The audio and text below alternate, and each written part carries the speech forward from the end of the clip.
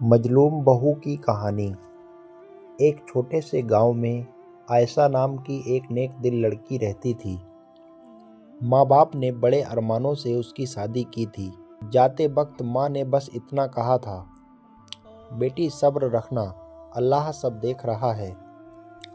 شادی کے شروع کے دن ٹھیک تھے، مگر کچھ ہی مہینوں میں عائشہ کی زندگی جہنم بن گئی۔ ساس کا ہر بات طعنے دیتی، نند جلیل کرتی اور شوہر چپ رہ کر سب کچھ دیکھتا رہتا۔ عائشہ صبح سے رات تک کام کرتی، پھر بھی کہا جاتا تو کچھ نہیں کرتی تو تھالی پھینک دی جاتی۔ کبھی دیر ہو جائے تو گالیوں کی بارش۔ ایک رات عائشہ روتے ہوئے سجدے میں گر پڑی۔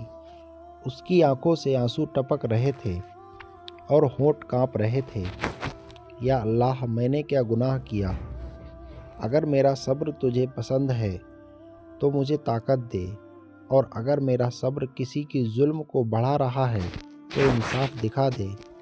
دن بیتتے گئے، ظلم بڑھتا گیا۔ ایک دن ساس نے عائشہ کو گھر سے نکال دیا۔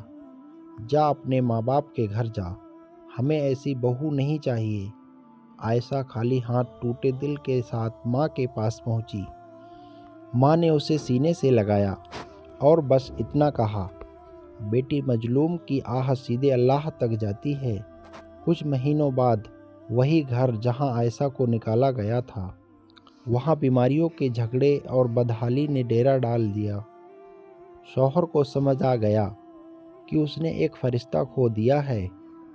وہ روتا ہوا عائشہ کے پاس آیا اور بولا، مجھے معاف کر دو، میں غلط تھا۔ عائشہ کی آنکھوں میں آنسو تھے، مگر چہرے پر سکون۔ اس نے بس اتنا کہا، میں نے انصاف نہیں مانگا تھا، میں نے تو بس اللہ پر چھوڑ دیا تھا۔ مظلوم چاہے چپ رہے، مگر اللہ کبھی خاموش نہیں رہتا۔ صبر کرنے والوں کا بدلہ دیر سے صحیح مگر سب سے بہترین ہوتا ہے۔ عائشہ اللہ سے ڈرنے والی لڑکی تھی۔ اس کے ماں باپ غریب تھے لیکن عزت دار تھے۔ انہوں نے بیٹی کو بڑے ارمانوں سے ودا کیا تھا۔ رخصتی کے وقت ماں کی آنکھوں سے آنسو بہہ رہے تھے۔ ماں نے عائشہ کا ماتھا چوم کر کہا، بیٹی سسرال میں اگر کوئی تجھے دکھ دے تو لوگوں سے نہیں بلکہ اللہ سے کہنا، وہ مظلوم کی ایک آہ بھی ضائع نہیں کرتا۔ شادی کے کچھ ہی دنوں بعد اصلی چہرہ سامنے آنے لگا۔ ساس کو ہر بات میں کمی دکھتی، نند کو ہر وقت طعنہ مارنے میں سکون ملتا۔ اگر عائشہ بیمار ہو جائے تب بھی کام نہیں رکتا۔ بخار میں جھاڑو، آنکھوں میں آنسو اور ہاتھوں میں برتن۔